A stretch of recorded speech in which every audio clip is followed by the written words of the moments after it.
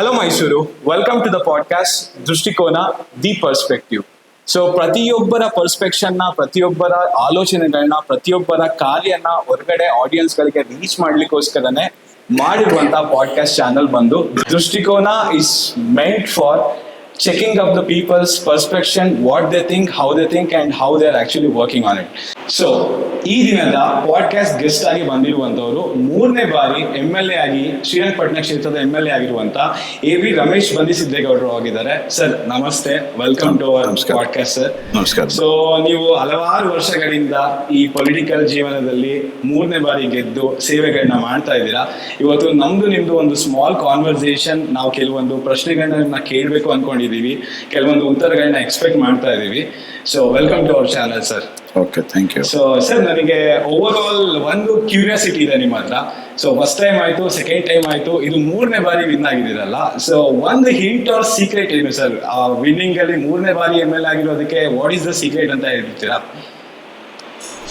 ಯಾವುದೇ ಒಬ್ಬ ವ್ಯಕ್ತಿ ಓಕೆ, ಅವನು ದಿಢೀರಂತ ಉದ್ಭವ ಆಗ್ಲಿಕ್ಕೆ ಆಗೋದಿಲ್ಲ. ಹೌದು, ದಿಢೀರಂತ ಉದ್ಭವ ಆದರೂ ಅದು ಲಾಂಗ್ ಟರ್ಮಲ್ಲಿ ಇರ್ಲಿಕ್ಕೆ ಆಗೋದಿಲ್ಲ. ಹೌದು. ನನ್ನ ದುಡಿಮೆ ಹಿಂದೆ ನಮ್ಮ ತಂದೆ ಮತ್ತು ಪಂಡಿಸಿದ್ದೇಗೌಡರ ಒಂದು ನಿರಂತರವಾದಂಥ ಜನಸಂಪರ್ಕ, ಅದಾದಮೇಲೆ ನಮ್ಮ ತಾಯಿಯವರು ಸಂಪರ್ಕ ಮತ್ತು ಕೆಲಸಗಳು, ಹೌದು, ನಿರಂತರವಾಗಿ ಜನರ ಜೊತೆ ಇರ್ತಕ್ಕಂಥದ್ದು, ಜನರ ಕೂಗಿಗೆ ಧ್ವನಿಯಾಗಿರ್ತಕ್ಕಂಥದ್ದು, ಜನಪರ ಕೆಲಸ ಮಾಡ್ತಕ್ಕಂಥದ್ದು, ಸಾಮಾನ್ಯ ಜೀವನ ನಡೆಸ್ತಕ್ಕಂಥದ್ದು, ಹೌದು, ಎಲ್ಲರ ಕೈಗೆ ಸಿಗ್ತಕ್ಕಂಥದ್ದು, ಇಷ್ಟೆಲ್ಲ ರಾಜಕಾರಣದಲ್ಲಿ ಅಧಿಕಾರ ಬಂದಾಗ ಮಾಡೋದು ಕಷ್ಟ. ಹೌದು. ಆದರೆ ಅವೆಲ್ಲವನ್ನು ನಿರಂತರವಾಗಿ ಸ್ವಲ್ಪ ಎಡ್ರು ತೊಡ್ರು, ಮೇಲೆ ಕೆಳಗಡೆ, ಕಷ್ಟ ಸುಖ, ನಾನೇನು 100ಕ್ಕೆ 100ರಷ್ಟು ನಾನು ಎಲ್ಲಾನ ಸಾಧಿಸಿದ್ದೀನಿ ಅಂತಲೋ, 100ಕ್ಕೆ 100ರಷ್ಟು ಜನಸಂಪರ್ಕ ಮಾಡಿದ್ದೀನಿ ಅಂತಲ್ಲ. ಓಕೆ. ಎಷ್ಟು ಸಮಯವನ್ನು ಕೊಡ್ಬೋದೋ ಅದಕ್ಕಿಂತ ಹೆಚ್ಚು ಸಮಯವನ್ನು ಕುಟುಂಬಕ್ಕಿಂತ ಹೆಚ್ಚಾಗಿ ಅದೇ ನನ್ನ ಕುಟುಂಬ ಅನ್ನೋ ರೀತಿಯಲ್ಲಿ ಕೆಲಸ ಮಾಡೋದ್ರಿಂದ ಇವತ್ತು ಇಲ್ಲಿ ತನಕ ರಾಜಕಾರಣದಲ್ಲಿ ಉಳಿಲಿಕ್ಕೆ. ಹೌದು ಸರ್. ಮೊದಲನೇದಾಗಿ ನಿಮ್ಮ ಕುಟುಂಬದ ಓವರ್ ಆಲ್ ಜರ್ನಿ ಆಗಿರ್ಬೋದು, ಸೋಫಾರೇ ರಾಜಕೀಯದಲ್ಲಿತ್ತು. ಅದು ನಿಮ್ಗೊಂದು ಬೇಸ್ಮೆಂಟ್ ಅವ್ರ ಅಡಿಪಾಯ ಅನ್ನೋದು ಸ್ಟ್ರಾಂಗ್ ಆಗಿ ಸಿಕ್ಕಿದೆ. ಅದ್ರ ಜೊತೆಗೆ ನಿಮ್ಮ ಹೇಳ್ದಂಗೆ ನಿಮ್ಮ ಕೆಲಸಗಳು, ಜನಸಂಪರ್ಕಗಳು, ಜನಗಳ ಜೊತೆ ಇರೋದ್ರಿಂದ ಇವತ್ತಿನ ದಿನ ನಿಮ್ಮನ್ನ ಮತ್ತೆ ಮತ್ತೆ ಗೆಲ್ಲಿಸಿ ಈ ಪೊಸಿಷನ್ಗೆ ಇಟ್ಟು ನಿಮ್ಮಿಂದ ಏನೇನು ಎಕ್ಸ್ಪೆಕ್ಟ್ ಮಾಡ್ತಾ ಇದ್ದಾರೆ ಅದನ್ನ ಅವ್ರು ಪಡೀತಾ ಇದ್ದಾರೆ ಸರ್. ಸೊ ನಾವು ತುಂಬಾ ಜಾಸ್ತಿ ಹಿಂದೆ ಹೋಗಿ ಎಲ್ಲ ಹಿಸ್ಟ್ರಿನೂ ಮಾತಾಡೋಷ್ಟು ಸಮಯ ಇಲ್ಲ ಸರ್ಗೆ. ಸೊ ನಾನೊಂದು ಲಾಸ್ಟ್ 6 ತಿಂಗಳಿಂದ ಏನೇನ್ ಆಗ್ತಾ ಇದೆ, ಆ ಕ್ಷೇತ್ರದಲ್ಲಿ ಏನ್ ಬೆಳವಣಿಗೆಯನ್ನ ಬರ್ತಿದೆ ಅನ್ನೋದನ್ನ ಕೇಳಬೇಕು ಅಂತ ಅನ್ಕೊಂಡಿನಿ ಸರ್. ಕಳೆದ 6 ತಿಂಗಳಿಂದ ನಾವು ನೋಡ್ತಾ ಇದೀವಿ, ತುಂಬಾ ಇವೆಂಟ್ಗಳು, ಬುದ್ಧಿ ಪೂಜೆಗಳು ನಡೀತಾ ಇದೆ, ಒಂದಷ್ಟು ಫಂಡ್ ರಿಲೀಸ್ ನಡೀತಾ ಇದೆ, ಒಂದಷ್ಟು ಕಡೆ ಕೇಳ್ಪಡ್ತೀವಿ 12 ಕೋಟಿ ಬಂತು, 10 ಕೋಟಿ ಬಂತು, 15 ಕೋಟಿ ಬಂತು. ಸೊ ನಿಮ್ ಬಾಯಲ್ಲಿ ಹೇಳೋದಾದ್ರೆ ಲಾಸ್ಟ್ 6 ತಿಂಗಳಿಂದ ಏನೇನ್ ಬೆಳವಣಿಗೆಯನ್ನ ತರ್ತಾ ಇದ್ದೀರಾ ಸರ್ ಶ್ರೀರಂಗಪಟ್ಟಣಕ್ಕೆ? ಈ ಬಾರಿ ಸನ್ಮಾನ್ಯ ಸಿದ್ದರಾಮಯ್ಯನವರು ಮುಖ್ಯಮಂತ್ರಿಗಳಾದ್ಮೇಲೆ, ಸನ್ಮಾನ್ಯ DK ಶಿವಕುಮಾರ್ ಉಪಮುಖ್ಯಮಂತ್ರಿಗಳಾದ್ಮೇಲೆ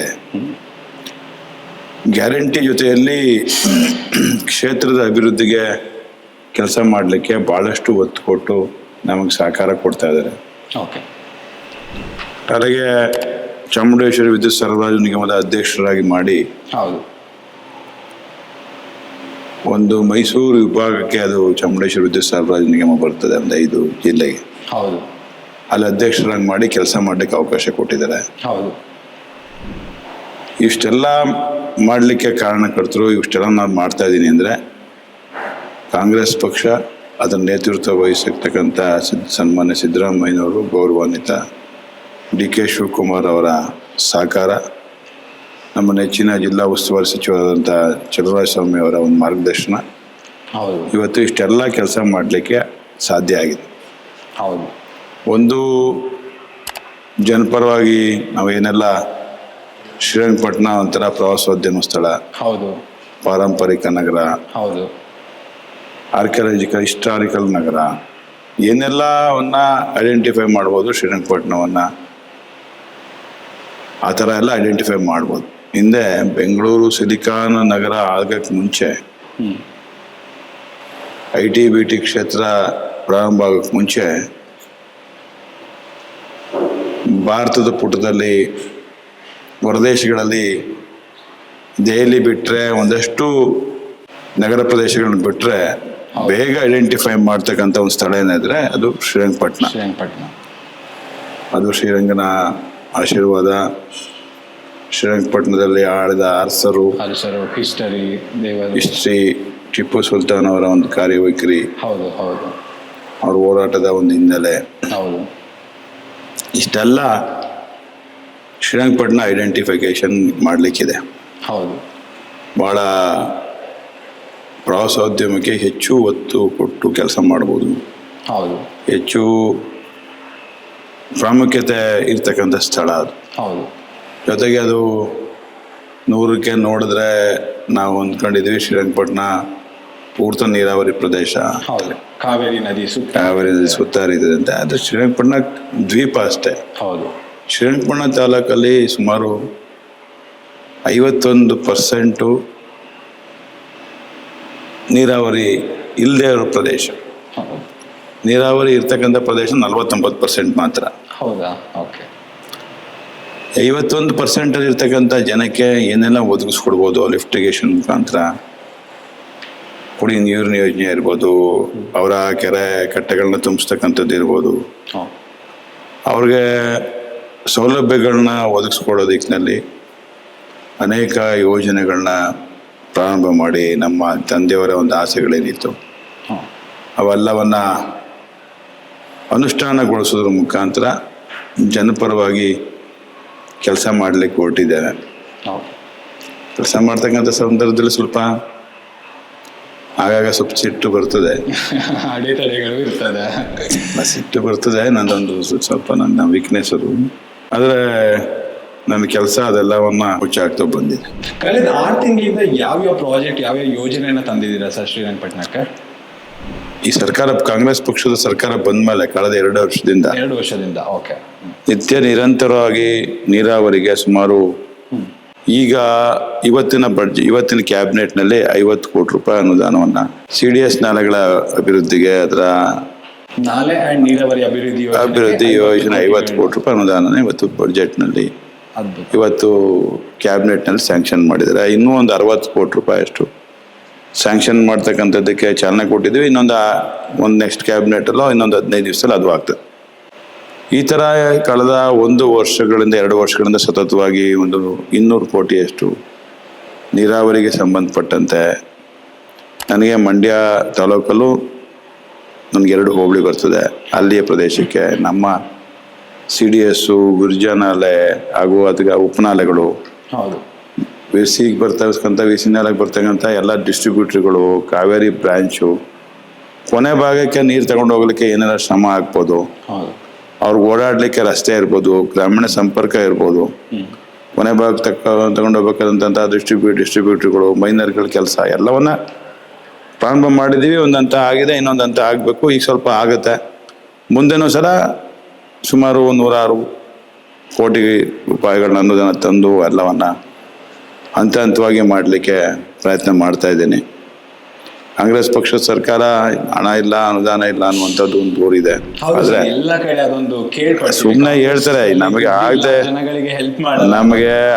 ಆಗದೆ ಇರ್ತಕ್ಕಂಥವ್ರು ಅದನ್ನ ದೂರ್ತಕ್ಕಂಥ ಕೆಲಸ ಮಾಡ್ತಾರೆ. ಪ್ರವಾಸೋದ್ಯಮ ಇರ್ಬೋದು, ಸಾರಿಗೆ ಇರ್ಬೋದು, ಸಂಪರ್ಕಗಳ ರಸ್ತೆಗಳಿರ್ಬೋದು, ಕುಡಿಯುವ ನೀರು ಯೋಜನೆ ಇರ್ಬೋದು. ಈಗ ಕುಡಿಯುವ ನೀರು ಯೋಜನೆಯಲ್ಲಿ ಸುಮಾರು ಒಂದು 100 ಕೋಟಿ ರೂಪಾಯಿ ಅಷ್ಟು ವೆಚ್ಚದಲ್ಲಿ, ಒಂದು 50 ಕೋಟಿ ವೆಚ್ಚದಲ್ಲಿ ಶ್ರೀರಂಗಪಟ್ಟಣ ಬಲಭಾಗ ಎಡಭಾಗ, ಅದನ್ನ ಬಲಭಾಗದ 50 ಕೋಟಿ, ಎಡಭಾಗ 40 ಕೋಟಿ, ಹಿಂಗೆ ಕುಡಿಯುವ ನೀರಿನ ಯೋಜನೆಗಳನ್ನ ಪ್ರಾರಂಭ ಮಾಡಿದ್ವಿ. ಶ್ರೀರಂಗಪಟ್ಟಣ ಪಟ್ಟಣಕ್ಕೆ ಮೀಸಲಾಗಿ ಶ್ರೀರಂಗಪಟ್ಟಣಕ್ಕೆ ಮಾತ್ರ 25 ಕೋಟಿ ರೂಪಾಯಿ ವೆಚ್ಚದಲ್ಲಿ ಕುಡಿಯುವ ನೀರು, ಅದು 22 ಕೋಟಿನೂ 23 ಕೋಟಿನೂ ನಾವು ಈ ಒಳಚರಂಡಿಗೆ ಕೊಟ್ಟಿದ್ದಾರೆ. ಅದು ಎಸ್ಟಿಮೇಟ್ ಮಾಡ್ತಕ್ಕಂಥ ಸಂದರ್ಭದಲ್ಲಿ 15 ಕೋಟಿನೋ 16 ಕೋಟಿಗೂ ಮಾಡಿ ಶ್ರೀರಂಗಪಟ್ಟಣ ಟೌನ್ಗೆ, ಪ್ರಾಚೀನ ಇದೇನು ಶ್ರೀರಂಗಪಟ್ಟಣ ಪಾರಂಪರಿಕ ನಗರ, ಹಿಸ್ಟಾರಿಕಲ್ ಪ್ಲೇಸ್ ಅಂತ ಹೇಳ್ತೀವಿ, ಪ್ರವಾಸೋದ್ಯಮ ಸ್ಥಳ ಅಂತ ಹೇಳ್ತೀವಿ. ಅದಕ್ಕೆ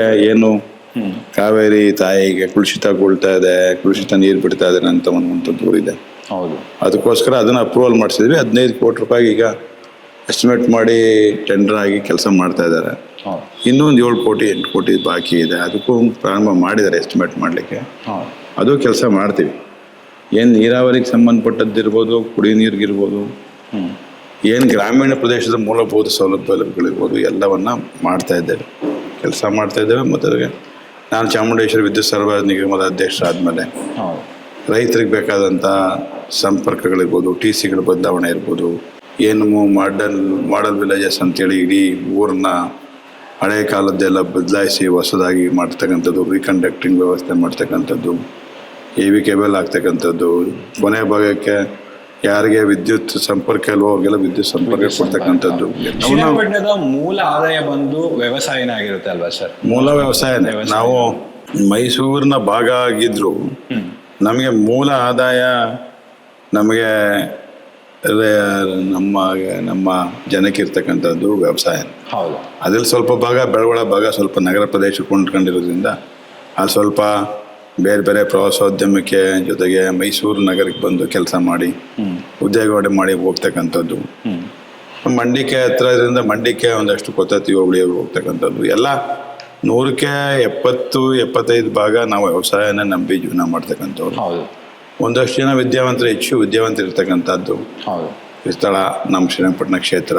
ಹೆಚ್ಚು ವಿದ್ಯಾವಂತರು, ಹೆಚ್ಚು ಬುದ್ಧಿವಂತರು, ಈ ರಾಜ್ಯವನ್ನು ಆಳಿದವರು ಎಲ್ಲ. ಸರಿ ಸರ್, ನೀವು ಮೇಜರ್ಲಿ ಈ ಪರ್ಟಿಕ್ಯುಲರ್ ಪ್ರಾಬ್ಲಮ್ಸ್ ಮೇಲೆ ವರ್ಕೌಟ್ ಮಾಡಿ ಇಷ್ಟು ತರ್ತಾ ಇದ್ದಾರೆ. ನನ್ನ ಪ್ರಕಾರ ಈ ಎಜುಕೇಶನ್, ಉದ್ಯಮ, ಸಿಟಿ ಡೆವಲಪ್ಮೆಂಟ್ ಅದ್ರ ಬೆಳವಣಿಗೆ ಹೇಗೆ ಕಾಣಿಸ್ತಾ ಇದೆ ಸರ್ ಈ 3ನೇ ಬಾರಿ ನೀವು? ಎಜುಕೇಶನ್ನು ನಮ್ಮಲ್ಲಿ ಏನು ಪ್ರೈವೇಟಲ್ಲಿ ಮಾಡ್ತಾರೆ, ಖಾಸಗಿ ವಿದ್ಯಾಸಂಸ್ಥೆಗಳಿದೆ, ಭಾಳ ಚೆನ್ನಾಗಿ ಮಾಡ್ತಾ ಇದ್ದಾರೆ. ಸರ್ಕಾರಿ ಶಿಕ್ಷಣ ಸಂಸ್ಥೆಗಳಲ್ಲಿ ನಮ್ಮಲ್ಲಿ ಏನು ನಾವು ಪಾಲಿಟೆಕ್ನಿಕ್ ನಮ್ಮ ತಾಯಿಯವರ ಕಾಲದಲ್ಲಿ ಪ್ರಾರಂಭ ಮಾಡಿದ್ದೀವೋ ಅದು ಅತ್ಯಂತ ಯಶಸ್ವಿಯಾಗಿ ನಡೀತಾ ಇದೆ. ITI ಕಾಲೇಜ್ ನಡೀತಾ ಇದೆ. ಮತ್ತು ಏನು PUC ಇರ್ಬೋದು, ಸರ್ಕಾರಿ ಶಾಲೆಗಳಿಗೆ ಏನು ಮೂಲಭೂತವಾಗಿ ಕೊಡ್ಬೇಕಂತ ಸೌಲಭ್ಯಗಳು ಕೊಟ್ಟು ಅವ್ರಿಗೂ ಸಹ ಅತಿ ಹೆಚ್ಚಿನ ಅಂಕ ಪಡೆದು ಕೆಲಸ ಮಾಡಬೇಕು, ಅವರು ಪಾಸ್ ಆಗಬೇಕು, ತೇರ್ಗಡೆ ಆಗಬೇಕು, ಅವ್ರ ತಂದೆ ತಾಯಿ ಆಸೆಗಳು ಪೂರೈಸಬೇಕು ಅನ್ನುವಂಥ ನಿಟ್ಟಿನಲ್ಲಿ ಒಂದು ಕಾರ್ಯಕ್ರಮಗಳನ್ನ ಹಾಕಿ ಅದನ್ನು ಸಹ ಮಾಡ್ತಾ ಇದ್ದೆ. ಸರ್, ಈಗ ಇಷ್ಟು ವರ್ಷದ ಸತದಿಯಲ್ಲಿ ಇಷ್ಟು ಯೋಜನೆ ಮಾಡ್ಕೊಂಡ್ ಬಂದಿದ್ದೀರಾ. ಇನ್ನು ಮುಂದೆ ಬರುವ 2 ವರ್ಷದಲ್ಲಿ ನಿಮ್ದು ಮೇಜರ್ ಗೋಲ್ ಏನು? ಯಾವುದು ನಿಮ್ಮ ಡ್ರೀಮ್ ಪ್ರಾಜೆಕ್ಟ್ ಆಗಿರ್ಬೋದು ಅಥವಾ ಯಾವಾಗ? ಒಂದು ನಾನು ಏನು ಅರಕೆರೆ ಹೋಬಳಿಯಲ್ಲಿ ಇರ್ತಕ್ಕಂಥ ಒಂದು 7-8 ಗ್ರಾಮಗಳಲ್ಲಿ ಇರ್ತಕ್ಕಂಥ 12-13 ಕೆರೆಗಳಿಗೆ ನೀರು ತುಂಬಿಸ್ತಕ್ಕಂಥ ಯೋಜನೆ ಮಂಜೂರಾತಿ ಆಗಿದೆ ಮೈನರ್ ಇರಿಗೇಷನ್ ಇಂದ. ಅದು ಪ್ರಾರಂಭ ಆಗಿ ಅದು ಕೆರೆಗಳು ಕೆಟ್ಟೆ ತುಂಬಿ ನೀರು ಹರಿದು ಬಿಟ್ರೆ ಅದೊಂದು ನಮ್ಮ ತಂದೆಯವರ ಆಸೆ. ಅವತ್ತಿಂದ ಪ್ರಯತ್ನ ಪಟ್ಟಿದ್ದು, ನಮ್ಮ ತಾಯಿಯವರು ಸಹ ಬಹಳಷ್ಟು ಪ್ರಯತ್ನ ಪಟ್ಟಿದ್ದು, ಆಗಿರಲಿಲ್ಲ, ಸಕ್ಸಸ್ ಆಗಿರಲಿಲ್ಲ. ಇವತ್ತು ಅದು ಟೆಂಡ್ರು ಆಗಿದೆ, ಅದು ಫೈನಲೈಸ್ ಆಗುವ ಹಂತದಲ್ಲಿದೆ. ಇನ್ನೇನು 15 ದಿವಸದಲ್ಲಿ ಅದು ಮುಗೀತದೆ, ಪ್ರಾರಂಭ ಆಗ್ತದೆ ಕೆಲಸ. ದಸರಾ ಮುಗಿಯೋದ್ರೊಳಗಡೆ ಅದನ್ನು ಚಾಲನೆ ಕೊಡ್ತೇವೆ. ಏನು ನಮ್ಮ ರೈತರಿಗೆ ಏನು ನಾವು ವ್ಯವಸಾಯ ಮಾಡ್ತಿದ್ದೀವಿ, ನಮ್ಮ ಕೆರೆ ಕಟ್ಟೆಗಳು, ಕಾಲುವೆಗಳು, ಕೊನೆ ಭಾಗಕ್ಕೆ ನೀರು ಹೋಗ್ತಕ್ಕಂಥದ್ದು ಸಮರ್ಪಕವಾಗಿ ಎಲ್ಲ ನಾಲೆಗಳು, ಉಪನಾಲೆಗಳಲ್ಲಿ ಅಥವಾ ಮೈನರ್ಗಳಲ್ಲಿ ರೈತರಿಗೆ ತೊಂದರೆ ಇಲ್ಲತಕ್ಕಂಥ ನೀರು ತಲುಪಿಸ್ಬೇಕು ಅವರ ಗದ್ದೆ.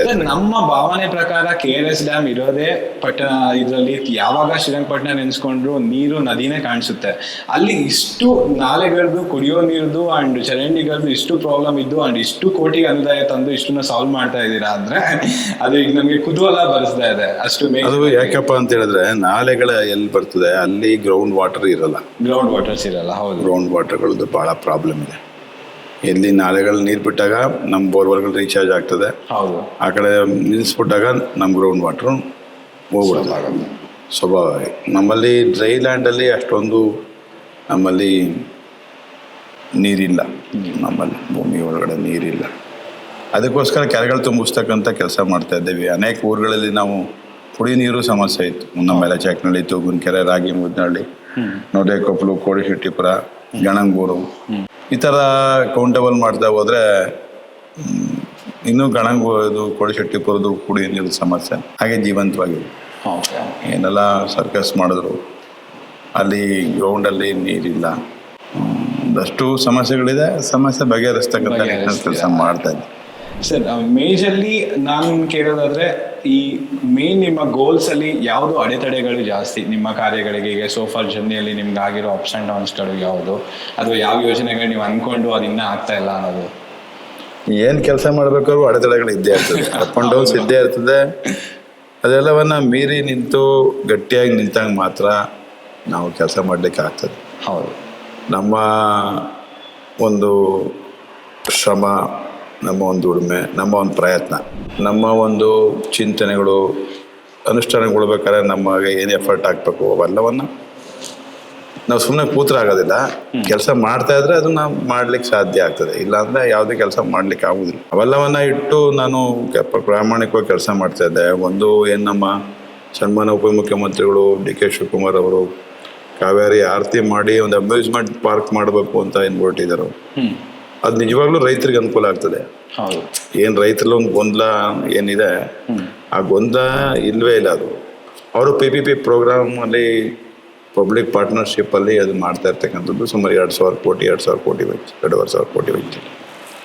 ಅಲ್ಲಿ ಅದನ್ನು ಅನುಷ್ಠಾನ ಮಾಡಿದ್ರೆ ನಮಗೆ ಅಲ್ಲಿ ಸರ್ಕಾರಿ ಜಮೀನು ಒಂದು 250 ಎಕರೆ 300 ಎಕರೆ ಇದೆ. ಅಲ್ಲಿ ಇರ್ತಕ್ಕಂಥ ಸುತ್ತಮುತ್ತ ಇರ್ತಕ್ಕಂಥ ನಮ್ಮ ಲ್ಯಾಂಡ್ ವ್ಯಾಲ್ಯೂ ತುಂಬ ಜಾಸ್ತಿ ಆಗ್ತದೆ. ಹೌದು. ಉದ್ಯೋಗ ಸೃಷ್ಟಿ ಆಗ್ತದೆ. ಸುಮಾರು 5,000 ಉದ್ಯೋಗ, ನೇರ ಉದ್ಯೋಗ ಸಿಗ್ತದೆ. ಜೊತೆಗೆ ಅದರ ಹಿಂದೆ ಅದನ್ನ ನಂಬ್ಕೊಂಡು ಕೆಲಸ ಮಾಡ್ತಕ್ಕಂಥದ್ದು ಇನ್ನೊಂದು 5,000 ಉದ್ಯೋಗ ಸೃಷ್ಟಿ ಆಗುತ್ತೆ. ಒಂದು ನೇರವಾಗಿ ಸಿಗ್ತಕ್ಕಂಥದ್ದು, ಇನ್ನೊಂದು ಪರೋಕ್ಷವಾಗಿ ಸಿಗ್ತಕ್ಕಂಥದ್ದು. ಹೌದು. ಎರಡೂ ಸಹ ನಮ್ಮ ರೈತರ ಮಕ್ಕಳಿಗೆ ಸಿಗ್ತಕ್ಕಂಥದ್ದು. ನಾವಿನ್ನೂ ಗದ್ದೆಗೆ ಹೋಗುವಂದ್ರೆ ಗದ್ದೆ ಬಿಟ್ಬಿಟ್ಟಿದ್ದೀವಿ, ಹೊಲಕ್ಕೆ ಹೋಗೋದು ಉಳುಮೆ ಬಿಟ್ಬಿಟ್ಟಿದ್ದೀವಿ. ಏನಾರ ಒಂದು ವೃತ್ತಿ ಮಾಡಬೇಕು, ಏನೋ ಒಂದು ಕಸಬು ಮಾಡಬೇಕು, ಸಣ್ಣ ಹೋಟ್ಲಾರ ಇಟ್ಕೋಬೇಕು, ಇಲ್ಲ ಯಾರು ಬಂದರೆ ಬಾಡಿಗೆ ಕೊಡಬೇಕು ಅನ್ನುವಂಥ ನಿಟ್ಟಲ್ಲಿ ಪ್ರಯತ್ನ ಮಾಡ್ತಾ ಇದ್ದೀವಿ. ಅದೆಲ್ಲ ಆಗಬೇಕು ಅಂತ ಹೇಳಿದ್ರೆ ನಾವು ಶ್ರಮ ಆಗಬೇಕು, ಸಂಪರ್ಕಗಳು ಪಡಿಬೇಕು. ಏನಾದ್ರು ಒಂದು ದೊಡ್ಡ ಉದ್ಯಮ ಬಂದಾಗ ಮಾತ್ರ ಇವೆಲ್ಲ ಸಾಧ್ಯ ಆಗ್ತದೆ. ಹೌದು ಸರ್. ಅದರಲ್ಲಿ ನಮ್ಮ ದೂರದೃಷ್ಟಿ ಇರ್ತಕ್ಕಂಥ ನಮ್ಮ ಸನ್ಮಾನ್ಯ ನೆಚ್ಚಿನ ಉಪಮುಖ್ಯಮಂತ್ರಿಗಳಾದ ಡಿ.ಕೆ. ಶಿವಕುಮಾರ್ ಅವರ ಪ್ರಯತ್ನ ಫಲ ಸಿಕ್ಕಲಿ ಅನ್ನುವಂಥದ್ದು. ಅದಕ್ಕೋಸ್ಕರ ನಾನು ದಿನನಿತ್ಯ ನಮ್ಮ ರಂಗನಾಥ್ನಲ್ಲಿ, ತಾಯಿ ನಿಮಿಷಾಂಬ ದೇವಿಯಲ್ಲಿ, ಕ್ಷಣಾಂಬಿಕಾ ದೇವಿಯಲ್ಲಿ, ನಮ್ಮ ಕುಲದೇವ ಕಾವೇರಿ ಪುರದೇವರಲ್ಲಿ ದಿನ ಪ್ರೇಯರ್ ಮಾಡ್ತೀನಿ. ನಮಗದಾದರೆ ಪರೋಕ್ಷವಾಗಿ ಪ್ರತ್ಯಕ್ಷವಾಗಿ ಏನು ನಮಗೆ ಒಂದು 5,000 ಸಿಗ್ತದೆ, ಪರೋಕ್ಷವಾಗಿ ಒಂದು 5,000 ಸಿಗ್ತದೆ. ನಮ್ಮಲ್ಲಿರ್ತಕ್ಕಂಥ ಬಡ ಕುಟುಂಬಗಳಿಗೆ ಜೀವನ ಮಾಡ್ತಕ್ಕಂಥದ್ದು, ಆರ್ಥಿಕವಾಗಿ ಸಬಲರಾಗ್ತಕ್ಕಂಥದ್ದು. ಹೌದು. ಒಂದು ಉದ್ಯಮ ನಮಗೆ ದೊಡ್ಡದಾಗಿ ಬೆಳೀತದೆ. ಹೌದು. ಉದ್ಯಮ ಕೆಲಸ, ನಮ್ಮ ಲ್ಯಾಂಡ್ ವ್ಯಾಲ್ಯೂ ಎಲ್ಲ ಪ್ರತಿಯೊಂದು ಆಗ್ತದೆ. ಸುಮಾರು that is a good project. ಹೌದು. ಆ್ಯಂಡ್ ಸರ್, ಶ್ರೀರಂಗಪಟ್ಟಣ ಅಂದರೆ ಮೆಜಾರಿಟಿ ನಾವು ಕೇಳ್ಪಡೋದು ಟೆಂಪಲ್ಲು, ದೇವಸ್ಥಾನ, ಬಸ್ ಸ್ಟಾಪು, ರೋಡು. ಈಗ ನಾವು ಕೆಲವು ಲಾಸ್ಟ್ ಒಂದಷ್ಟದು ರಿಸರ್ಚ್ಗಳು ತೆಗೆದ್ರೆ ಹೊಸ ರೋಡ್ಗಳು ಬರ್ತಿರೋದಾಗಿರ್ಬೋದು, ಹೈವೇಸ್ ಆಗಿರ್ಬೋದು, ಆ್ಯಂಡ್ ಬಸ್ ಸ್ಟಾಪ್ ನಿರ್ಮಾಣಕ್ಕೆ ಅದಾಗಿದೆ. ಅದ್ರ ಬಗ್ಗೆ ಟೂರಿಸಂ ಟ್ರಾವೆಲಿಂಗ್ ಬಗ್ಗೆ ಏನೇನು ಡೆವಲಪ್ಮೆಂಟ್ಸ್ ಮಾಡ್ತಿದ್ದೀರಾ, ಅದ್ರ ಬಗ್ಗೆ ಒಂದು ಸ್ವಲ್ಪ ಹೇಳ್ಬೋದಾ ಸರ್? ನಮ್ಮಲ್ಲಿ ಟೂರಿಸಂ ಮಾಡಲಿಕ್ಕೆ ಟೂರಿಸಂಗೆ ಭಾಳಷ್ಟು ಸ್ಕೋಪ್ ಇದೆ. ಹೌದು ಸರ್. ನಮ್ಮ ತಂದೆಯವರ ಹೆಸರಲ್ಲಿ ಗೆಂಡೆ ಹೊಸಳೆ ಹತ್ರ ಒಂದು ನೇಚರ್ ಪಾರ್ಕ್ ಇದೆ. ಅದು ನಮ್ಮ ಕರಿಘಟ್ಟದಲ್ಲಿ ಇರ್ಬೋದು, ರಂಗನತಿಟ್ಟು ಇರ್ಬೋದು, ಶ್ರೀರಂಗಪಟ್ಟಣದ ಇರ್ಬೋದು, ನಮ್ಮ ಇದು KR ಸಾಗರ ಇರ್ಬೋದು. ಪಕ್ಕದಲ್ಲಿ ಇರ್ತಕ್ಕಂಥ ನಮ್ಮ ಅರಕೆರೆ ಕೆರೆನೂ ಒಂದು ದೊಡ್ಡ ಕೆರೆ, ಒಂದು 400 ಎಕರೆ ಇರ್ತಕ್ಕಂಥ ಕೆರೆ. ಅನೇಕ ಪ್ರವಾಸಿ ಸ್ಥಳಗಳಿದೆ. ಸುಮಾರು ಶ್ರೀರಂಗಪಟ್ಟಣದ ಒಳಗಡೆ ಒಂದು 100ಕ್ಕಿಂತ ಹೆಚ್ಚು ದೇವಸ್ಥಾನಗಳಿದೆ. ಪ್ರಾಚೀನ ದೇವಸ್ಥಾನ, ನಾನು ಇವತ್ತಿಂದ ಪ್ರಾಚೀನ ದೇವಸ್ಥಾನಗಳಿದೆ. ಅವೆಲ್ಲವನ್ನ ಅಭಿವೃದ್ಧಿ ಮಾಡಲಿಕ್ಕೆ ಸಾಕಾಗೋದಿಲ್ಲ, ಏನೇ ತಂದರೂ ಆಗೋದಿಲ್ಲ. ಆದರೆ ಜನರು ಸಹ ಅವರ ಪ್ರಯತ್ನದಿಂದ ಎಲ್ಲ ಮಾಡ್ತಾ ಇದ್ದಾರೆ. ಅವರು ಮಾಡ್ತಾ ಇದ್ದಾರೆ. ಅವ್ರ ಕೈ ಜೊತೆ ಕೈ ಜೋಡಿಸಿದ್ದೀವಿ. ಇನ್ನೂ ನಮ್ಮ ಕಾಳಮ್ಮ ದೇವಸ್ಥಾನದ್ದೊಂದು ದೊಡ್ಡ ಒತ್ತಾಯ ನಮ್ಮಲ್ಲಿದೆ. ಭಾಳ ಪ್ರಾಚೀನ ದೇವಸ್ಥಾನ ಅದು. ಅದನ್ನು ನವೀಕರಿಸಬೇಕು ಅಂತೇಳಿ ಭಾಳ ಪ್ರಯತ್ನ ಮಾಡಿದ್ವಿ. ಈಗ ಆಗದಿದ್ದವನು ಮುಂದಿನ ವರ್ಷ ಅದನ್ನ ಸುಮಾರು 1 ಕೋಟಿ ವೆಚ್ಚದಲ್ಲಿ ಒಂದು ನವೀಕರಿಸ್ತಕ್ಕಂಥದ್ದಕ್ಕೆ ಚಾಲನೆ ಕೊಡಬೇಕು ಅಂತ ಅನ್ಕೊಂಡಿದ್ದೀನಿ. ತಾಯಿ ಏನು ಮಾಡ್ತಾಳೋ ಗೊತ್ತಿಲ್ಲ. ಸರಿ ಸರ್. ಹಾಗೆ 2024 ನೀವು ಸೆಸ್ಕಾಮ್ ಅಧ್ಯಕ್ಷರಾಗಿ ಸೇರ್ತೀರಾ, ಚಾಮುಂಡೇಶ್ವರಿ ಎಲೆಕ್ಟ್ರಿಸಿಟಿ ಸಪ್ಲೈ ಕೋ ಪ್ರೈವೇಟ್ ಲಿಮಿಟೆಡ್ಗೆ. ಸೊ ಆ ಸೆಸ್ಕಾಮ್ದ್ರದ್ದು ಏನು ಒಂದು ಸ್ವಲ್ಪ ಇಂಟ್ರೊಡಕ್ಷನ್ ಸರ್, ಅದು ಕಾರ್ಯ ಹೇಗೆ ನಿರ್ವಹಿಸುತ್ತೆ, ಅದರಿಂದ ಏನೇನೇನು ಕೆಲಸಗಳು ನಡೆಸ್ತಾ ಇದೆ ಅಂತ ನಮಗೆ ಹೇಳಿದ್ರೆ. ಸೆಸ್ಕಾಮು ಒಂಥರ ರೈತರ ಬದುಕಿನಲ್ಲಿ, ಪ್ರತಿಯೊಬ್ಬರು ಜೀವನ ಬದುಕಿನಲ್ಲಿ ವಿದ್ಯುತ್ ನಿರಂತರವಾಗಿ ಬೇಕು. ವಿದ್ಯುತ್ ಪ್ರತಿ ಸೆಕೆಂಡು, ಪ್ರತಿ ನಿಮಿಷ ಬೇಕು. ಅದನ್ನ ಒಳ್ಳೆ ಗುಣಮಟ್ಟದ ವಿದ್ಯುತ್ ಕೊಡಬೇಕು, ತಡೆರಹಿತ ವಿದ್ಯುತ್ ಕೊಡಬೇಕು, ಮತ್ತೆ ಗುಣಮಟ್ಟದ ವಿದ್ಯುತ್ ಕೊಡಬೇಕು. ನಮ್ಮಲ್ಲಿ ಏನು ಮಾಡ್ತೀವಿ, ಏನು ನಾವು ಟ್ರಾನ್ಸಿಸ್ಟ್ ಮಾಡ್ತೀವಿ ವಿದ್ಯುತ್ ನಾವು ಒಂದು ಕಡೆ ಸರ್ವಿಸ್, ಅದರಲ್ಲಿ ಲಾಸ್ ಅನ್ನು ಕಡಿಮೆ ಮಾಡ್ತಕ್ಕಂಥದ್ದು. ಗುಣಮಟ್ಟ ಅಂದರೆ ಹೇಳಿದರೆ ಅವ್ರಿಗೆ ಒಳ್ಳೆ ನಮಗೆ ಏನು ಸಿಗ್ತದೆ, ಆ ವೋಲ್ಟೇಜ್ ಸಿಗ್ತದೆ, ಆ ವೋಲ್ಟೇಜ್ ಡ್ರಾಪ್ ಆಗಬಾರ್ದು ಅಂತ ಒಂದು ನಿಟ್ಟಿನಲ್ಲಿ ಭಾಳಷ್ಟು ಕೆಲಸ ಮಾಡ್ತಾ ಇದ್ದೇವೆ. ಮೈಸೂರಿನಲ್ಲಿ ಈಗ ಮೈಸೂರು ನಗರಕ್ಕೆ ಸೀಮಿತವಾಗಿ ಒಂದು 350 ಕೋಟಿ 400 ಕೋಟಿ ವೆಚ್ಚದಲ್ಲಿ ನಾವು UG ಕೇಬಲ್ ಮಾಡ್ತಾ ಇದ್ದೀವಿ, ಅಂಡರ್ಗ್ರೌಂಡ್ ಕೇಬಲ್ ಮಾಡ್ತಾ ಇದ್ದೀವಿ. ನಗರವನ್ನ ಪ್ರವಾಸೋದ್ಯಮವಾಗಿ ಬೆಳೀತಾ ಇರ್ತಕ್ಕಂಥ ನಗರವನ್ನ ಇನ್ನಷ್ಟು ಅಲಂಕಾರವಾಗಿ ಕಾಣಲಿಕ್ಕೆ ಪ್ರಯತ್ನ ಮಾಡ್ತಾ ಇದ್ದೀವಿ. ಕೊಡಗು ಏನ್ ನಮ್ಗೆ ನಮ್ಮ ಜೀವ ಇದೆ, ನಮ್ಮ ಜೀವ ಉಸಿರು ಬದುಕು ಎಲ್ಲವನ್ನು ಕಟ್ಕೊಂಡಿದ್ದೀವಿ. ಕೊಡಗಲ್ ಮಳೆ ಬಿದ್ರೆ ನಾವು ಬದುಕೋದು, ನದಿಯ ಮೂಲ ಅದು ಅಲ್ಲ.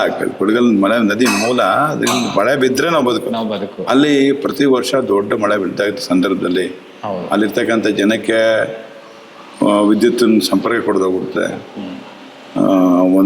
ಒಂದು ಹಿಂದೆ ಎಲ್ಲ ನಾನು ನೋಡ್ದಂಗೆ ಒಂದು 15 ದಿವಸ ಹೋದ್ರು ನೀರು ಕರೆಂಟ್ ಕೊಡಕ್ಕೆ ಆಗ್ತಿಲ್ಲ, ಕರೆಂಟ್ ಕೊಡ್ಲಿಕ್ಕೆ ಆಗ್ತಿರ್ಲಿಲ್ಲ. ಈಗ 200 ಕೋಟಿ ವೆಚ್ಚದಲ್ಲಿ ಅದನ್ನೆಲ್ಲ ಮಾಡರ್ನೈಸೇಷನ್ ಮಾಡ್ತಾ ಇದೀವಿ, ಉನ್ನತೀಕರಿಸ್ತಾ ಇದೀವಿ. ಎಲ್ಲೆಲ್ಲಿ ಕೇಬಲ್ ಹೋಗಿತ್ತು, ಎಲ್ಲೆಲ್ಲಿ ಅದೆಲ್ಲ ಹಾಳಾಗಿತ್ತು, ಕಂಡಕ್ಟರ್ಗಳಾಗಿತ್ತು. ಮೈಸೂರು ಕೊಡಗು ಕ್ಷೇತ್ರಕ್ಕೆ ಸೆಸ್ಕಾಂ ಇಂದ ಈ ಅಷ್ಟು ಮಂಡ್ಯ, ಮೈಸೂರು, ಹಾಸನ, ಚಾಮರಾಜನಗರ, ಕೂರ್ಗು ಇಷ್ಟು ಸೇರಿ ಮಾಡ್ತದೆ. ಇದು ಕೂರ್ಗು ಮಾತ್ರ ಸೀಮಿತವಾಗಿ ನಾನು ಹೇಳ್ತಕ್ಕಂಥದ್ದು.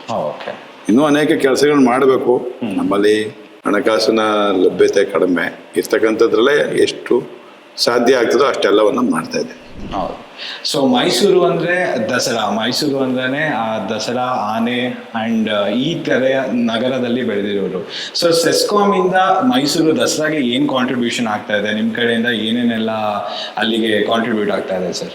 ನಾನು ಕಳೆದ ವರ್ಷ ಅಧ್ಯಕ್ಷನಾದ್ಮೇಲೆ ದೀಪಾಲಂಕಾರದ ವ್ಯವಸ್ಥೆನ ಅತ್ಯಂತ ಕಮಿಟ್ಮೆಂಟಿಂದ ಎಲ್ಲ ನಮ್ಮ ಹಿಂದೆ ಇದ್ದಂಥ ವ್ಯವಸ್ಥಾಪಕ ನಿರ್ದೇಶಕರು, ಈಗಿರ್ತಕ್ಕಂಥ ವ್ಯವಸ್ಥಾಪಕ ನಿರ್ದೇಶಕರು, ಒಂದು ತಂಡ, ಒಂದು ಕುಟುಂಬ ಅಂತ ನಾನು ಹೇಳಲಿಕ್ಕೆ ಬಯಸ್ತೇನೆ. ಇಂಥವ್ರು ಅಂಥವ್ರಲ್ಲ, ಕುಟುಂಬ. ಕೊನೆ ಲೈನ್ ಮನ್ನಿಂದ ಹಿಡಿದು ನಮ್ಮ AES, JS, AEE, executive engineers, superintendent engineers, ನಮ್ಮ ಡೈರೆಕ್ಟರ್ ಟೆಕ್ನಿಕಲ್ಲು, ನಮ್ಮ MD ಅವರ ಶ್ರಮ ನಿತ್ಯ ನಿರಂತರ, ಅವರ ಆಲೋಚನೆಗಳು, ಅವರ ಚಿಂತನೆಗಳು, ಅದನ್ನು ಅನುಷ್ಠಾನ ಮಾಡ್ತಕ್ಕಂಥದ್ದು ವಿಭಿನ್ನವಾಗಿ ಕೆಲಸ ಮಾಡ್ತಾರೆ. ಒಬ್ಬೊಬ್ರದ್ದು ಒಂದೊಂಥರ ಅವ್ರದ್ದೇ ಆದಂಥ ಕಮಿಟ್ಮೆಂಟಲ್ಲಿ ಕೆಲಸ ಮಾಡ್ತಾರೆ. ನಾವು ದೀಪಾಲಂಕಾರ ವ್ಯವಸ್ಥೆಯನ್ನು ಕಳೆದ ಬಾರಿ ಮಾಡಿದಂಥ ಸಂದರ್ಭದಲ್ಲಿ ಇಡೀ ಪ್ರಪಂಚದ ಇರ್ತಕ್ಕಂಥ ಎಲ್ಲ ದೀಪಾಲಂಕಾರ ವ್ಯವಸ್ಥೆ, ಎಲ್ಲ ದೀಪಾಲಂಕಾರದವರು, ಎಲ್ಲ ಜನರು ಅದಕ್ಕೆ ಭಾಳ ಅಪ್ರಿಷಿಯೇಟ್ ಮಾಡಿ ಕೋಟಿಗಟ್ಟಲೆ, ಸುಮಾರು 4-5 ಕೋಟಿ ಜನ ಅದನ್ನು ಲೈಕ್ ಮಾಡಿ ಅದನ್ನು ಇನ್ಸ್ಟಾಗ್ರಾಮಲ್ಲಿ, ಇದರಲ್ಲಿ ಫೇಸ್ಬುಕ್ಕಲ್ಲಿ ಲೈಕ್ ಕೊಟ್ಟದ್ದು ನಾವು ನೋಡಿದ್ದೀವಿ.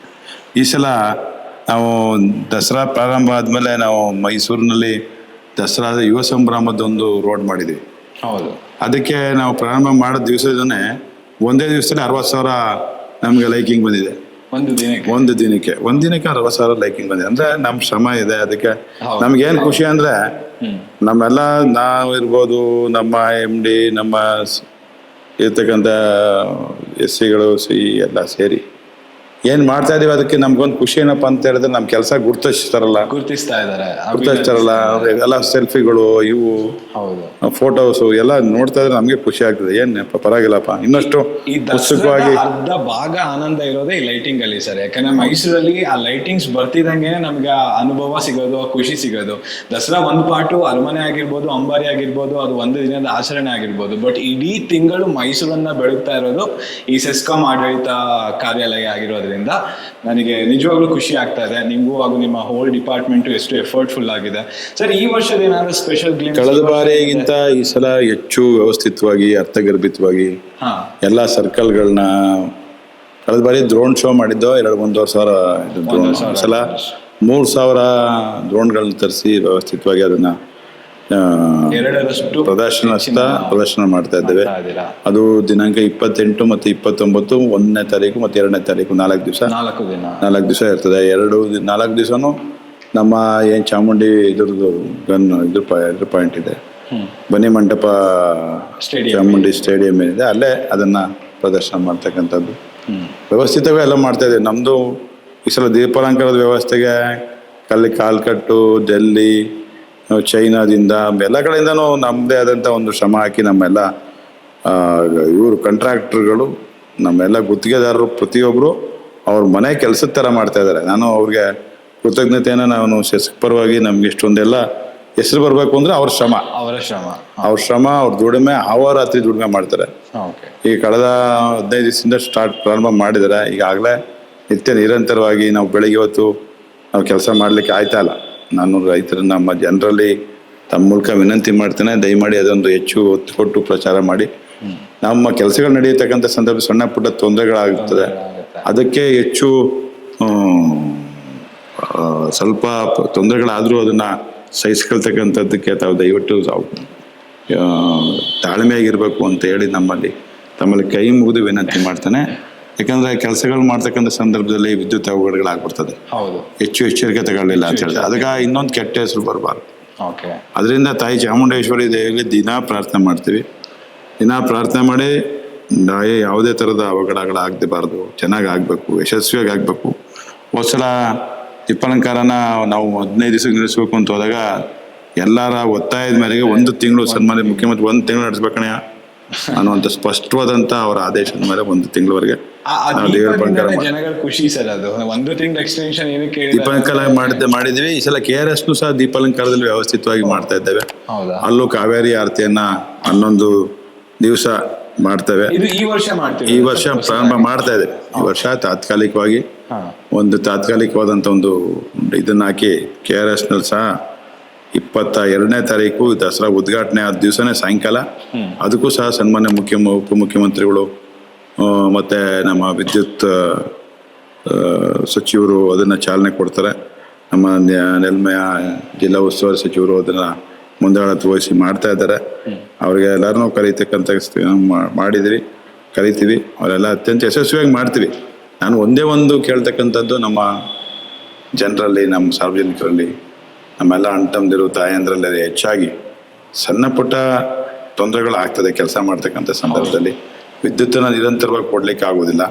ಸ್ವಲ್ಪ ಕೆಲಸ ಮಾಡ್ತಕ್ಕಂಥ ಸಂದರ್ಭದಲ್ಲಿ ನಾನು ಯುವಕ ಮಿತ್ರರು ಸಮಾಧಾನವಾಗಿ ಗಾಡಿ ಓಡಿಸಿ, ಸಮಾಧಾನವಾಗಿ ಗಾಡಿ ಚಲಾಯಿಸಿ. ಯಾಕಂದ್ರೆ ನಾವು ಕೆಲಸ ಮಾಡ್ತಾ ಇರ್ತೀವಿ, ಒಂದ್ ಸ್ವಲ್ಪ ಪ್ರಾಬ್ಲಮ್ ಆಗ್ತದೆ, ತೊಡರುಗಳಾಗ್ತದೆ. ಯಾವುದಕ್ಕೂ ಅವಘಡಗಳಾಗದ ರೀತಿ ತಮ್ಮೆಲ್ಲರ ಸಹಕಾರದಿಂದ ಅತ್ಯಂತ ಯಶಸ್ವಿಯಾಗಿ ಈ ಸಲದ ದಸರಾವನ್ನ ತಾಯಿ ಚಾಮುಂಡೇಶ್ವರಿ ಆಶೀರ್ವಾದದಿಂದ ಮಾಡೋಣ. ನಿಮ್ಮ ಸಹಕಾರ ಇರಲಿ, ನಿಮ್ಮ ಒಂದು ಪ್ರಾರ್ಥನೆ ಇರಲಿ, ನಿಮ್ಮ ಆಶೀರ್ವಾದ ಇರಲಿ ಅಂತ ಹೇಳಿ ತಮ್ಮ ಮೂಲಕ ವಿನಂತಿ ಮಾಡ್ತಾನೆ, ಪ್ರಾರ್ಥನೆ ಮಾಡ್ತಾನೆ. Thank you sir. ನಾವು ಅದನ್ನೇ ದಸರಾ ಬಗ್ಗೆ ಇಷ್ಟೆಲ್ಲ ಬಟ್ ಎಲ್ಲೋ ಮೊದಲನೇ ಪೂಜೆ ದಸರಾ ಪ್ರಾರಂಭ ಆದದ್ದು ವಿಜಯನಗರ ಅರಸರು ಕಾಲದಲ್ಲಿ. ವಿಜಯನಗರದಲ್ಲಿ ಏನು ಅಕ್ಕಬುಕ್ಕರು ಇದ್ರು, ಸನ್ಮಾನ್ಯ ನಮ್ಮ ವಿದ್ಯಾರಣ್ಯ ಅವರ ಗುರುಗಳು ವಿದ್ಯಾರಣ್ಯ ಅವರ ಆಶೀರ್ವಾದದಿಂದ ಅಕ್ಕಬುಕ್ಕರು ರಾಜ್ಯ ಪ್ರಾರಂಭ ಮಾಡಿದ್ಮೇಲೆ ದಸರಾ ಪ್ರಾರಂಭ ಮಾಡ್ತಾರೆ ಅವರು. ಅದಾದ್ಮೇಲೆ ಕೃಷ್ಣದೇವರಾಯ ಒಡೆಯರು ಅದನ್ನ ಮಾಡ್ಕೊಂಡ್ಬರ್ತಾರೆ. ಅದಾದ್ಮೇಲೆ ಮೈಸೂರು ಅರಸರು ಅದನ್ನ ಅಲ್ಲಿಂದ ನಾವು 414 ವರ್ಷನೂ 420 ವರ್ಷನೂ ಆಗ್ತದೆ ಈ ಸಲ. 400 ವರ್ಷಕ್ಕಿಂತ ಜಾಸ್ತಿ ಆಗಿರ್ತಕ್ಕಂಥ ದಸರಾ ಶ್ರೀರಂಗಪಟ್ಟಣದಲ್ಲಿ ಮಾಡ್ತಾರೆ. ಶ್ರೀರಂಗಪಟ್ಟಣ ಮೈಸೂರು ಸಂಸ್ಥಾನದ ರಾಜಧಾನಿ ಆಗಿರ್ತದೆ. ಅಲ್ಲಿ ಪ್ರಾರಂಭ ಮಾಡಿ ಶತಮಾನಗಳು ನಡೀತದೆ. ಅದಾದ್ಮೇಲೆ ಮೈಸೂರು ರಾಜಧಾನಿ ಶ್ರೀರಂಗಪಟ್ಟಣದಿಂದ ಮೈಸೂರಿಗೆ ರಾಜಧಾನಿ ಶಿಫ್ಟ್ ಆದ್ಮೇಲೆ ಶ್ರೀರಂಗಪಟ್ಟಣದಲ್ಲಿ ನಿಲ್ತದೆ. ಶ್ರೀರಂಗಪಟ್ಟಣದಿದ್ದು ಮೈಸೂರಿಂದನೇ ದಸರಾ ಅದರ ಚಾಲನೆ ಆಗ್ತದೆ. 2004ರಲ್ಲಿ ನಮ್ಮ ತಾಯಿಯವರು 3ನೇ ಬಾರಿ ಶಾಸಕರಾದ್ಮೇಲೆ ಒಂದು 2 ಲಕ್ಷ ರೂಪಾಯಿ ವೆಚ್ಚದಲ್ಲಿ ಪ್ರಥಮವಾಗಿ ದಸರಾವನ್ನ ಪ್ರಾರಂಭ ಮಾಡ್ತೀವಿ. ಪ್ರಾರಂಭ ಮಾಡ್ತೀವಿ. ಇವತ್ತು ಸನ್ಮಾನ್ಯ ಮುಖ್ಯಮಂತ್ರಿಗಳು, ಉಪಮುಖ್ಯಮಂತ್ರಿಗಳು, ನಮ್ಮ ನೆಲ್ಮೆಯ ಸಚಿವರು ಚಲುವಣ್ಣವರು ಎಲ್ಲ ನೇತೃತ್ವ ಸುಮಾರು 3 ಕೋಟಿ 3.5 ಕೋಟಿ ರೂಪಾಯಿ ಅಷ್ಟು ವೆಚ್ಚ ಮಾಡಿ ಮಾಡ್ತಾ ಇದ್ದೇವೆ. ಅತ್ಯಂತ ಸರಳವಾಗಿ, ಸಮಯೋಚಿತವಾಗಿ, ವ್ಯವಸ್ಥಿತವಾಗಿ ಇಂದಿನ ಎಲ್ಲವನ್ನ ಮೆಲುಕು ಹಾಕುವ ರೀತಿ ಶ್ರೀರಂಗಪಟ್ಟಣ ದಸರಾವನ್ನ ಆಚರಣೆ ಮಾಡ್ತಾ ಇದ್ದೇವೆ. ಶ್ರೀರಂಗನಾಥನ ಆಶೀರ್ವಾದ, ತಾಯಿ ನಿಮಿಷಾಂಬಾದೇವಿ, ಕ್ಷಣಾಂಬಿಕಾ ದೇವಿ ಕೃಪೆ, ಎಲ್ಲ ಕುಲಕೋಟಿ ದೇವತೆಗಳ ಆಶೀರ್ವಾದದಿಂದ ನಮ್ಮ ಮನೆ ದೇವರು ಕಾವೇರಿಪುರಪ್ಪನ ಒಂದು ಪ್ರಭಾವದಿಂದ ಎಲ್ಲವನ್ನ ಮಾಡ್ತಾ ಇದ್ದೇವೆ. ಯಶಸ್ವಿಯಾಗಿ ನಡೀತಾ ಇದೆ. ನಮ್ಮಲ್ಲೂ ಆನೆಗಳು ಬರ್ತದೆ. ವಿಶಿಷ್ಟತೆ ನಿಮ್ಮ ಶ್ರೀರಂಗಪಟ್ಟಣ ದಸರಾದಲ್ಲಿ ಏನು ವಿಶಿಷ್ಟತೆ ಇದೆ? ಇದರಲ್ಲಿ ವಿಶಿಷ್ಟತೆ ಬರಲ್ಲ. ದಸರಾವನ್ನ ಹೀಗೆ ಮಾಡ್ಬೇಕು ಅನ್ನುವಂಥದ್ದನ್ನ ನಮ್ಮ ಹಿಂದಿನ ಸೊಗಡನ್ನ ಏನು ನಾವು ಅದನ್ನು ದಸರಾ ಆಚರಣೆ ಮಾಡ್ತಕ್ಕಂಥದ್ದು ನಾವೆಲ್ಲ ಒಂದು ಅದಕ್ಕೊಂದು ಹಿಸ್ಟ್ರಿ ಇದೆ. ಅದೇನಪ್ಪ ಅಂತ ಹೇಳಿದ್ರೆ ನಾವು ಯುದ್ಧನೋ ಗೆದ್ದು ಬಂದು ಅದನ್ನು ಆಚರಣೆ ಮಾಡ್ತಕ್ಕಂಥದ್ದು. ಅದು ನಮ್ಮಲ್ಲಿ ಇರ್ತಕ್ಕಂಥ ಯುದ್ಧ ಶರಾಕರಣೆಗಳು ಇವೆಲ್ಲ ಸ್ವಲ್ಪ ಅವತ್ತಿಗೆ ಏನೆಲ್ಲ ಮಾಡ್ತೀರೋ ಅವೆಲ್ಲ ಮಾಡ್ಲಿಕ್ಕೆ ಆಗ್ತಾ ಇಲ್ಲ. ಇವತ್ತಿಗೆ ಸಂದರ್ಭಕ್ಕೆ ತಕ್ಕಂಗೆ ಏನು ಮಾಡ್ಬೋದು ಅವೆಲ್ಲನೂ ಸಾಂಸ್ಕೃತಿಕವಾಗಿ ಕಲ್ಚರಲ್ ಆಕ್ಟಿವಿಟೀಸ್ ಇರ್ಬೋದು, ಮತ್ತು ನಮ್ಮಲ್ಲಿರ್ತಕ್ಕಂಥ ಕಲೆಗಳಿಗೆ ಅವ್ರಿಗೆಲ್ಲ ಕಲಾವಿದರುಗಳಿಗೆ ಒಂದು ಅವಕಾಶ ಕೊಡ್ತಕ್ಕಂಥದ್ದು, ಅದನ್ನು ಗುರ್ತಸ್ತಕ್ಕಂಥದ್ದು, ಅವ್ರಿಗೆಲ್ಲ ಒಂದು ಸ್ಟೇಜ್ ಒದಗಿಸ್ಕೊಟ್ಟು ಅವ್ರಿಗೆಲ್ಲ ಅವ್ರ ಪ್ರತಿಭೆಗಳನ್ನ ಹೊರತರ್ತಕ್ಕಂಥದ್ದು, ಸ್ಪೋರ್ಟ್ಸ್ ಮಾಡ್ತಕ್ಕಂಥದ್ದು, ಮಹಿಳೆಯರ ಭಾಗವಹಿಸುವಿಕೆ, ಯುವಕರಿಗೆ ಭಾಗವಹಿಸುವಿಕೆ, ಯೋಗಾಸನ, ಕುಸ್ತಿ, ಮತ್ತು ಕ್ರೀಡೆಗಳಿಗೆ ಚೆಸ್ ಇರ್ಬೋದು, ಮತ್ತೊಂದಿರ್ಬೋದು, ಏನೆಲ್ಲ ಮಾಡ್ಬೋದು ಎಲ್ಲರಿಗೂ ವ್ಯವಸ್ಥಿತವಾಗಿ ಸಿಕ್ಕಂಥ ಸಮಯದಲ್ಲಿ ಅವರೆಲ್ಲರಿಗೂ ಸಮಯನ ಚಿಕ್ಕದು ಮಾಡಿ ಎಲ್ಲರೂ ಪಾರ್ಟಿಸಿಪೇಟ್ ಮಾಡಲಿಕ್ಕೆ ಒಂದು ಅವಕಾಶ ಆಗ್ತಾ ಇದೆ.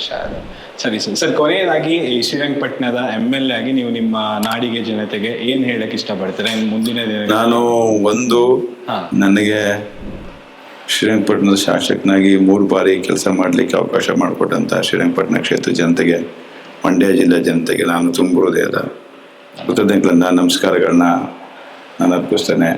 ಅವರ ಒಂದು ಆಶೀರ್ವಾದ ಫಲ ಇವತ್ತು ನಾನು ನಮ್ಮ ಕುಟುಂಬ ಇಷ್ಟೊಂದು ಕೆಲಸ ಮಾಡಲಿಕ್ಕೆ, ಅವರ ಪ್ರತಿನಿಧಿ ಕೆಲಸ ಮಾಡಲಿಕ್ಕೆ ಅವಕಾಶ ಆಗಿದೆ. ಇದಕ್ಕೆ ನಾವು ಯಾವಾಗಲೂ ಚಿರಋಣಿಯಾಗಿರ್ತಾನೆ. ಶ್ರೀರಂಗಪಟ್ಟಣದ ಏನೋ ಮಧ್ಯದಲ್ಲಿ ನಾನು ಶಾಸಕನಾಗಿ ಕೆಲಸ ಮಾಡಿರ್ತಕ್ಕಂಥ ಸಂದರ್ಭದಲ್ಲಿ ಏನಾದ್ರು ನನ್ನಿಂದ ತಪ್ಪಾಗಿದ್ರೆ, ಕೋಪದಲ್ಲಿ ಮಾತಾಡಿದರೆ, ಸಿಟ್ಟಲ್ಲಿ ನಡ್ಕೊಂಡಿದ್ದೆ, ತಮ್ಮ ಮೂಲಕ ಒಂದು ಕ್ಷಮೆ ಯಾಚಿಸ್ತೇನೆ. ನಾನು ಸಿಟ್ಟಲ್ಲಿ ಕೋಪದಲ್ಲಿ ಮಾತಾಡ್ತಕ್ಕಂಥ ಸಂದರ್ಭದಲ್ಲಿ ಒಂದು ಚಿಂತನೆ, ನಾನು ಯಾರಿಗೂ ತೊಂದರೆ ಕೆಟ್ಟದ್ದು ಮಾಡಬೇಕು ಅನ್ನೋಂಥ ಮನಸ್ಥಿತಿ ನನ್ನಲ್ಲಿಲ್ಲ. ಆದರೆ ಕೆಲಸ ಆಗಲಿಲ್ಲ, ಮಾಡ್ಲಿಕ್ಕೆ ಆಗೋದಿಲ್ಲ, ನಾವು ಇಲ್ಲದೆ ಇರೋದು ಕೇಳ್ದಂಥ ಸಂದರ್ಭದಲ್ಲಿ ಸ್ವಲ್ಪ ಅದನ್ನು ವ್ಯಕ್ತಪಡಿಸ್ತಕ್ಕಂಥದ್ದು ಸ್ವಲ್ಪ ಜಾಸ್ತಿ ಆಗಿದೆ. ಅದನ್ನು ಕಡಿಮೆ ಮಾಡ್ಕೋತೀವಿ ಅಂತ ಮಾಡ್ಕೋಬೇಕು. ಒಬ್ಬ ಪ್ರತಿನಿಧಿಯಾಗಿ ನಾವು ನಮ್ಮನ್ನು ಯಾರು ಬಂದಿರಲಿ ಮಾಡಪ್ಪ ಅಂತ ಯಾರು ಕರೆದಿಲ್ಲ. ನಾವು ಆಯ್ಕೆ ಮಾಡ್ಕೊಂಡಿರ್ತಕ್ಕಂಥದ್ದು ಸ್ವ ಇಚ್ಛೆ. ಇದು ನಾವು ತಾಳ್ಮೆ ಆಗಿರ್ಬೇಕಂಥದ್ದು. ಇವರ ದಿನ ತಾಳ್ಮೆ ಕೊಡಪ್ಪ ಅಂತ ಕೇಳ್ತೀನಿ, ಅದು ಒಂದೊಂದ್ಸಲ ಸಿಟ್ಟು ಪ್ರದರ್ಶನ ಆಗ್ಬಿಡ್ತು. ಇಷ್ಟು ಕೆಲಸಗಳ ಒತ್ತಡಗಳ ನಡುವೆ ಕೆಲಸ ಮಾಡ್ತಕ್ಕಂಥ ಸಂದರ್ಭದಲ್ಲಿ ಪದೇ ಪದೇ ಒಂದೇ ಪ್ರಶ್ನೆನ ಅನೇಕ ಸಲ ಕೇಳಿದಾಗ ಸಿಟ್ಟು ಬರ್ತದೆ.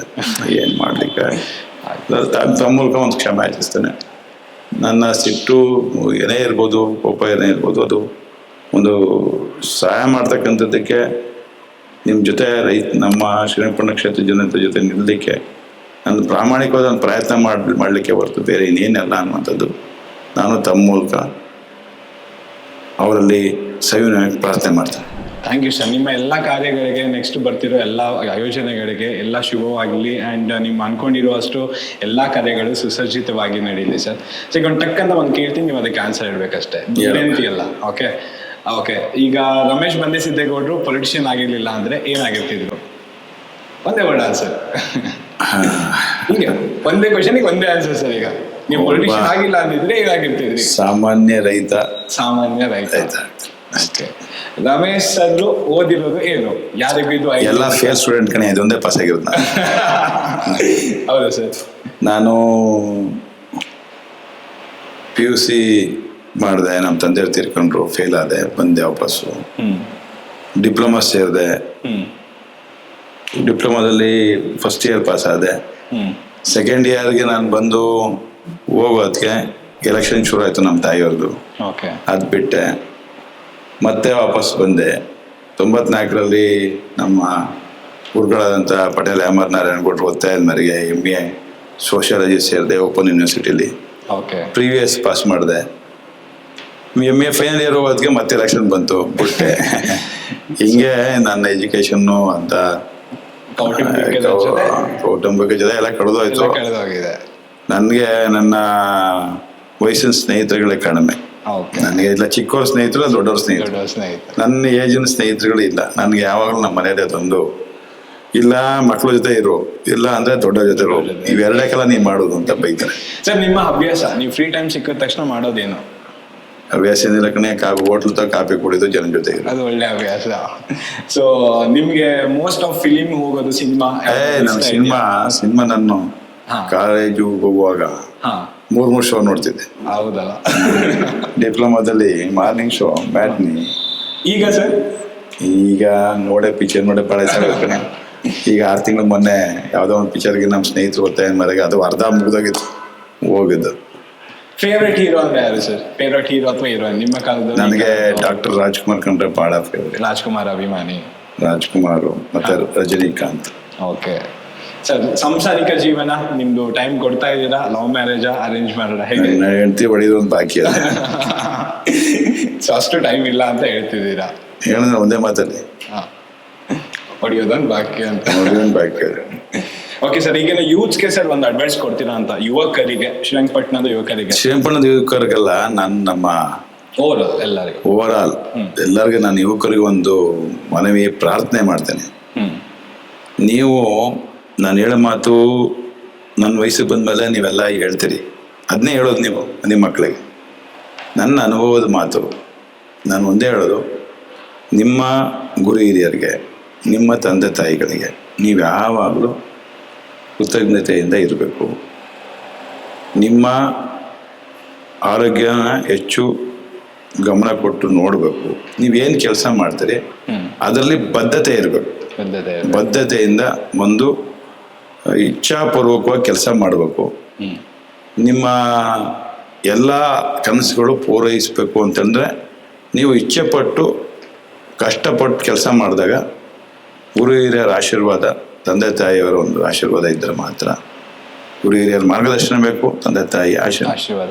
ಗುರು ಹಿರಿಯರ ಮಾರ್ಗದರ್ಶನ, ತಂದೆ ತಾಯಿ ಆಶೀರ್ವಾದ, ಇವೆರಡೇ ನಮ್ಮನ್ನು ಗುರಿ ಮುಟ್ಟಿಸ್ಲಿಕ್ಕೆ ನಿಮ್ಮ ಪ್ರಯತ್ನ, ಸ್ವಯಂ ಪ್ರಯತ್ನ, ನಿಮ್ಮ ಪ್ರಯತ್ನ, ಒಳ್ಳೆ ವಾತಾವರಣ, ಒಳ್ಳೆ ಸಮಾಜವನ್ನು ಸೃಷ್ಟಿ ಮಾಡ್ತಕ್ಕಂಥದ್ದಕ್ಕೆ ನೀವೇ ಕಾರಣಕರ್ತರು. ನೀವೇ ಏನಾದ್ರು ಕೆಟ್ಟರೆ ನಿಮ್ಮ ಸಂಸಾರಗಳು, ನಿಮ್ಮನ್ನು ಯಾರೂ ಸಹ ಸರಿಪಡಿಸ್ಲಿಕ್ಕೆ ಆಗುವುದಿಲ್ಲ. ಎಲ್ಲರೂ ಸಹ ಅವರವರ ಬದುಕನ್ನು ಅವ್ರವ್ರು ಕಟ್ಕೊಳ್ಳಿಕ್ಕೆ ಅವರವರ ಕನಸುಗಳು ಇರ್ತಾರೆ. ಹೌದು. ನಿಮ್ಮ ಒಬ್ಬರು ನಿಮಗೆ ಮಾರ್ಗದರ್ಶನ ಮಾಡ್ತಕ್ಕಂಥವ್ರು ಗುರು ಹಿರಿಯರು, ತಂದೆ ತಾಯಿ.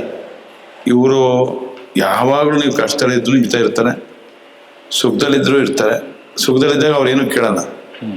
ಕಷ್ಟದಲ್ಲಿದ್ದಾಗ ನನ್ನ ಮಗ ಕಷ್ಟ ಸಿಗಾಕೊಂಡ, ನನ್ನ ಮಗಳು ಕಷ್ಟ ಸಿಗಾಕೊಂಡಪ್ಪ ಅಂತ ಯಾವ್ದಾದ್ರು ಒಂದು ಜೀವ ಮಿಡಿತದೆ ಅಂತ ಹೇಳಿದ್ರೆ ಅದು ನಿಮ್ಮ ತಂದೆ ತಾಯಿ, ನಿಮ್ಮ ಗುರು ಹಿರಿಯರು, ನಿಮ್ಮ ಗುರುಗಳು. ನಮ್ಮ ಹುಡುಗ ಹಿಂಗಿದ್ದ, ಆದ ಕಣೋ, ಅವನೇನಾರ ಒಂದು ಮಾಡ್ಬೇಕಂದ್ರೆ ಏನಾರ ಒಂದು ಮಾಡ್ರೆ ಅಂತ ಯಾರಿಗಾರು ಸಿಕ್ಕಿದಾಗ 4 ಮಾತು ಒಳ್ಳೆ ಮಾತು ಹೇಳ್ತಾರೆ ಅಂದರೆ ಅದು ಗುರುಗಳು. 4 ಮಾತಾಡೋ ಜೊತೆಗೆ ಒಂದು ಪ್ರಯತ್ನಪೂರ್ವಕವಾಗಿ ನಿಮ್ಗೆ ಏನಾದ್ರು ಸಹಾಯ ಮಾಡ್ತಾರೆ ಅಂದ್ರೆ ನಿಮ್ಮ ತಂದೆ ತಾಯಿ. ಸರಿ ಸರ್. ಸರ್, ನಿಮಗೆ ಗಾಡ್ ಫಾದರ್ ಯಾರು ಈ ಕೆರಿಯರ್ ಜರ್ನಿಗೆ? ಯಾರು ಗುರುಗಳು ಅಥವಾ ಮನೆಯಿಂದ ನೀವು ಯಾರನ್ನ ಗಾಡ್ ಫಾದರ್ ಅಂತ ಅನ್ಕೊಂತೀವಿ ಪಾಲಿಟಿಕ್ಸ್ಗೆ ಬರೋದಕ್ಕೆ? ನನಗೆ ನನ್ನ ತಂದೆ ತಾಯಿ ಒಂದು ದುಡಿಮೆ, ನಮ್ಮ ಗುರುಗಳು ನಮ್ಮ ಪಟೇಲ್ ಎಂಬರ್ ನಾನು ನೆನೆಸ್ಕೋಬೇಕು. ನನಗೆ ತಿದ್ದಿ ತೀಡಿ ನಾನು ಬೈದು ಒಂದು ರಾಜಕಾರಣದ ಎಲ್ಲ ಒಳ ಮತ್ತು ಹೊರ ಚೆನ್ನಾಗಿ ಹೇಳ್ಕೊಟ್ಟವರು. ನಾವು ದೇವೇಗೌಡರಿಗೆ ಯಾವಾಗಲೂ ಕೃತಜ್ಞತೆಯಾಗಿರ್ತೀವಿ. ಸರ್, ನಿಮ್ಮ ತಂದೆಯಿಂದ ಕಲಿತ ಒಂದು ನೀತಿ ಪಾಠ? ಸರಳವಾಗಿ ಬದುಕೋದು, ಸರಳ ಜೀವನ. ಸರಳ ಜೀವನ. ಅವ್ರಿಗೆ ಹೇಗೆ ಹೇಳಿದ್ರ ಸರಳವಾಗಿ? ನನಗೇನು ಸರಳವಾಗಿದ್ದು, ನಮ್ಮ ಅಪ್ಪನಾಗಿರೋಕ್ಕಾಗೋದು ನಾವು. Okay sir. ಎಸ್, ಏನಿಲ್ಲ ಸರ್. ದಸರಾ ಬಗ್ಗೆ ಥ್ಯಾಂಕ್ ಯು ಸರ್. ನಮ್ಮ ಜನರಿಗೆ ನಾನು ದಸರಾ, ನಿಮ್ಮ ಮನೆ ದಸರಾ ಆಗಬೇಕು, ನಿಮ್ಮ ದಸರಾ ಆಗಬೇಕು, ಯುವಕರ ದಸರಾ ಆಗಬೇಕು, ಮಹಿಳೆಯರ ದಸರಾ ಆಗಬೇಕು. ನೀವೆಲ್ಲ ಖುಷಿಯಾಗಿ ಬಂದು ಚಾಮುಂಡೇಶ್ವರಿ ಆಶೀರ್ವಾದದಿಂದ ದಸರಾವನ್ನು ಹೆಚ್ಚು ಅರ್ಥಪೂರ್ಣವಾಗಿ ಆಚರಣೆ ಮಾಡಿ, ಹೆಚ್ಚು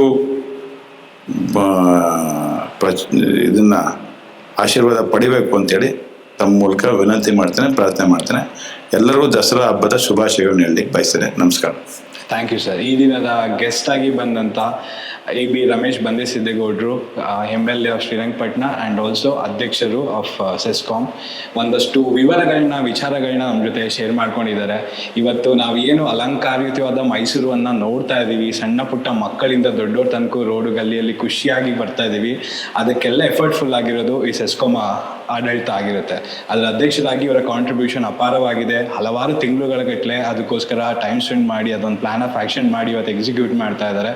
ಅದರ ಜೊತೆಗೆ ಇವರು ಕಳೆದ ವರ್ಷಗಳಿಂದ ಏನೇನು ಕಾರ್ಯಗಳನ್ನ ಮಾಡಿದ್ದಾರೆ, ಏನೇನು ಮಾಡೋದಕ್ಕೆ ಹೊರಟಿದ್ದಾರೆ ಅನ್ನೋದ್ರ ಬಗ್ಗೆ ಎಲ್ಲ ಒಂದು ಸ್ಮಾಲ್ ಗ್ಲಿಚನ್ನು ನಮಗೆ ಒಂದಷ್ಟು ಇನ್ಫಾರ್ಮೇಷನ್ನ ಶೇರ್ ಮಾಡಿದ್ದಾರೆ.